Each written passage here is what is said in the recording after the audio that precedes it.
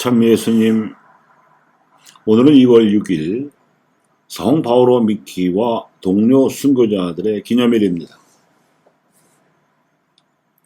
오늘부터 독서가 창세기로 바뀝니다. 우주의 시작이라는 빛을 비롯해서 세상의 모든 유형, 무형한 만물을 창조하신 하느님을 고백하는 성경이 창세기입니다. 매우 오랫동안 구전으로만 전해 내려오던 창조신앙을 문자로 기록하여 창세기가 출현한 때는 바빌론 유배 직후인 기원전 5세기경이었습니다. 나라가 멸망하고 민족이 우상숭배 풍조에 집단적으로 동댕이 쳐진 바로 그 무렵에 하느님께서 이스라엘의 민족 혼을 불어 넣어주셨음을 상기시킴으로써 새로운 민족 역사를 창조하고자 했던 유다 지식인 그룹이 창조신앙을 창세기로 기록해 놓았습니다. 이러한 창조신앙의 배경을 잘 알고 있던 마르코 역시 예수는 누구인가 하는 관점에서 복음서를 쓰면서 예수 그리스도야말로 새로운 역사의 창조자이심을 강력하게 암시하는 인상적인 편집 양식을 도입하였습니다. 그래서 하느님의 아드님 예수 그리스도의 복음의 시작으로 기록된 마르코복음 1장 1절은 창세기 1장 1절을 연상시킵니다. 이어지는 본문에서도 예수님의 복음 선포 활동은 창세기 1장의 창조 설화를 연상시키듯이 매우 숨가쁘게 기적들이 일어납니다. 그래서 마르코가 보여주는 예수님의 이미지는 역동적인 메시아, 즉 다이내믹 메시아입니다. 어겼던 이들도 예수님께서 나를 따라오너라 하고 부르시자 그 말씀대로 그들이 따라와서 제자가 됩니다. 창세기 1장의 창조 설화에서도 하느님께서 말씀하시면 곧 그대로 되었습니다. 이렇듯 창조신앙이 온통 배어있는 마르코 복음서에서 가장 창조적인 압권은 예수님의 부활보도입니다.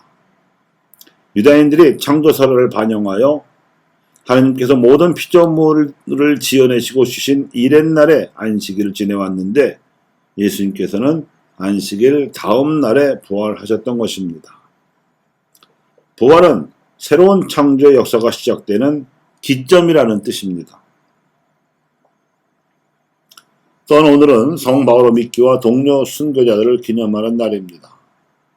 이들은 모두 일본의 복음이 전파되기 시작한 지 얼마 되지도 않은 때에 느닷없이 내려진 금거령으로 인해서 박해를 받고 순교하였습니다.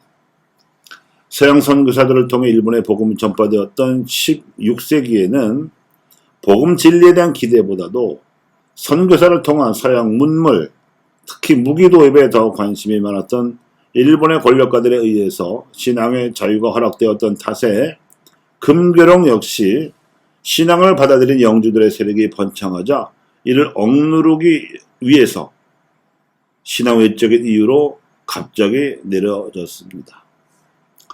일본인들의 대다수가 신봉하고 있는 신도라는 종교 형식은 절대자로서의 하나님의 존재를 모르며 현세적 삶에 있어서 개인의 복을 빌기 위한 기복신앙의 테두리에서 벗어나지 못하고 있습니다.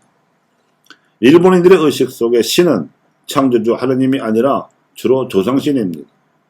이 조상신들을 모시는 신사들이 동네마다 자리 잡고 있는 일본에서는 사람이 죽으면 모두 신이 된다고 믿어왔고 그 조상신들이 복을 가져다 주리라고 믿어왔습니다. 이러한 배경에는 일본의 근대화 전략이 숨어 있는데 애초 신앙이 처음 전래되었던 당시의 관심사와 마찬가지로 물질 문명에 대해서는 서양의 문물을 개방적으로 수용하지만 정신문화에 대해서는 전통적인 종교 양식들을 즉 신도를 고수하고 있기 때문입니다. 그래서 350여 년의 박해 끝에 금교령은 풀렸지만 일본 사회에 복음을 전하는 일은 쉽지 않았습니다. 그래서 모두 1억 2천만 명 인구의 0.5% 미만인 50만여 명만 그리스도 신앙을 간직하고 있을 뿐입니다. 이 배경에는 일본의 근대화 전략이 숨어 있다는 것은 이미 말씀을 드렸습니다.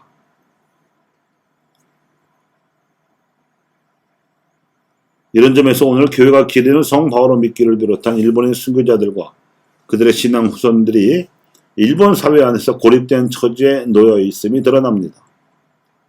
하지만 일본인 대다수의 이런 종교 풍토하에서도 극소수 일본 가톨릭 신앙인들은 그야말로 외로운 신앙 투쟁을 벌이고 있습니다. 그 진실의 일단을 알려주는 증인을 우리는 대표적으로 두 사람 들 수 있습니다. 침묵이라든지 사회에서 등 과거 박해 시대를 조명한 작품들을 쓴 작가 엔도 슈샤쿠와 함께 나가사키의 종, 묵주알 등 주옥 같은 14권의 수필집을 남겨놓고 나가사키에서 원폭 희생자들을 위해 헌신하다가 자신도 백혈병에 걸려 희생된 방사능 의학자 나가이 다카시 박사가 그들입니다. 비록 일본 사회 안에서 가톨릭 신자들의 수가 적다고는 하지만 일본 사회 안에서도 빼어난 지성인이자 엘리트였던 이 두 사람 모두 신학자가 아니었으면 물론 성직자도 아닌 평신도로서 자신의 가톨릭 신앙을 작품으로 남기고 있다는 점에서 한국의 그리스도인들에게 좋은 귀감이 되고 있습니다. 일본 사회의 여론을 주도하는 우익 세력은 과거의 전쟁 범죄를 부인하고 청소년들에게 왜곡된 역사를 가르치고 있으나 일본의 가톨릭 지식인 신자들은 한일 간의 불행한 과거를 100배 사죄하고 있으며 진정으로 새로운 한일 우호 관계를 바라고 있습니다. 이런 의미에서 양국의 민주화가 복음화가 이룩되고 진정한 우호를 맺는 새로운 역사를 열망하는 가톨릭 신앙인들 사이에 시민사회 차원의 연대 노력이 절박하게 요청되고 있습니다. 부활신앙을 공유하는 한일 가톨릭 신앙인들의 연대로서만 한국과 일본의 새로운 역사는 창조 가능할 것입니다.